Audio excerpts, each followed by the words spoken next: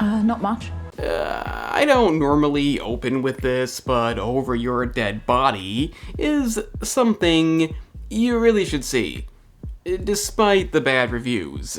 It's an insanely comedic, completely batshit movie. It goes in directions you probably won't see coming. It's got issues, we'll get to them. They don't really take away from it. The only caveat is, it's a remake of a Norwegian movie, The Trip. The odds are you haven't seen that, but if you went and watched it deliberately 2 days ago like I did, you screwed up real good, then you may as well skip this.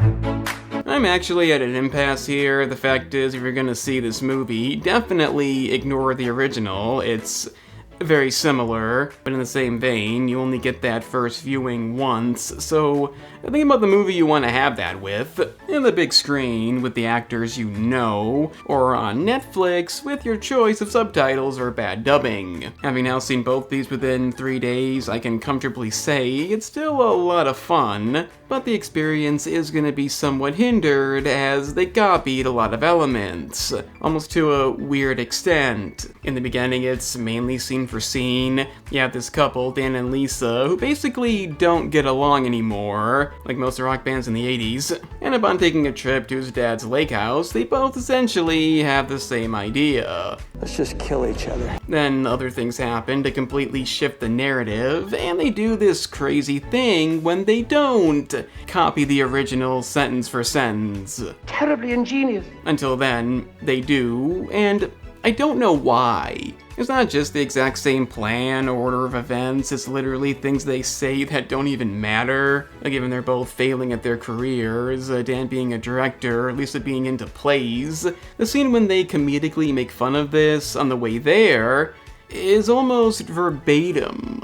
I'm not gonna say it's completely the same, like the fucking Psycho remake, but at least that was well known, iconic. This is a foreign movie, meaning it would be extra work to copy it this good. There are some jokes added in, a couple things have been changed due to being American, and I'm not gonna lie, when they do something new, it's actually funny. The laziness is really unwarranted. Especially when they move into Act 2 when key elements are not the same. It's still a very similar movie, but I wouldn't call it a scene-for-scene remake, though it does come close. That's why this is so difficult. The criticisms I see with this, I for the most part don't agree with, and I'll get to why, but as a remake, it's not that impressive.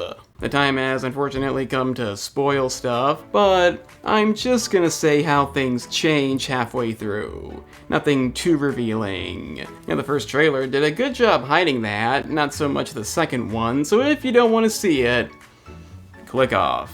We eventually find out there are 2 escaped convicts and a female prison guard living in the house. In the original it was just 3 men. That doesn't really change anything. It does shift to a hostage situation, a plot twist that really is effective. And the movie couldn't just be them trying to kill each other, something else had to happen. Arguably it's not as unique, but it does fit the chaotic nature of this film. And perfectly suits this. Like I said, I don't agree with the criticisms, saying it's too unbalanced, trying to do too many things. There's a long list of odd complaints. They say the 2 leads, played by Jason Segel and Samara Weaving, don't have you caring enough, saying you might not root for them. I can't say that I was too much, but they were trying to violently kill each other for not real justifiable reasons. It's a violent comedy. You don't need to care. Shocking. Speaking of the leads, they're both really good in this. The energy, the way the lines are delivered, perfect casting choices.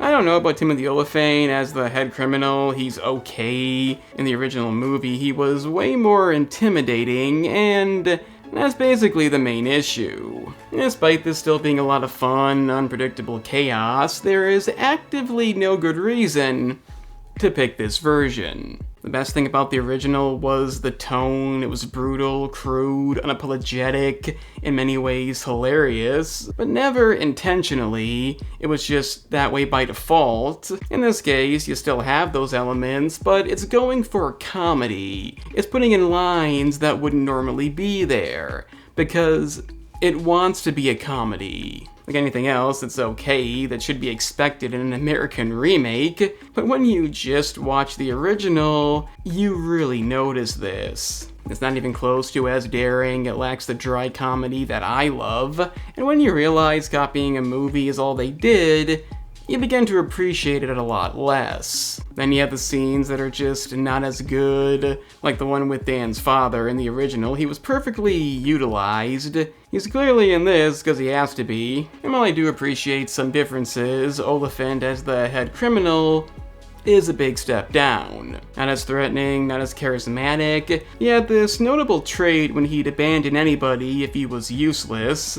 That's gone here too. It leads to a less memorable climax.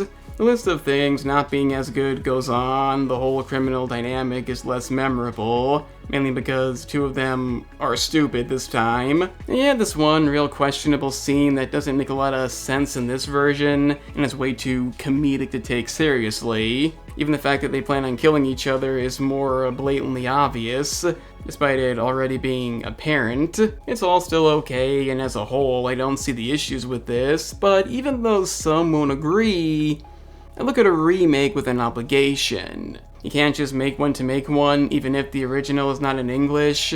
You have to improve something, justify existing. You ask too much, far too much. I don't know if the gaming channel can justify existing, but if you think it does, it's linked below. It's got lots of gaming content, so check that out. And on a serious note, because if you don't make content, you probably don't know this, the algorithm is bad. It's not what it used to be. YouTube has completely screwed over anyone who isn't huge or makes those shorts videos. So if you can share this, comment anything, or like the video, it'd be highly appreciated. And if you think I'm lying, just look at the home screen. Look at what they promote now. The golden age is over.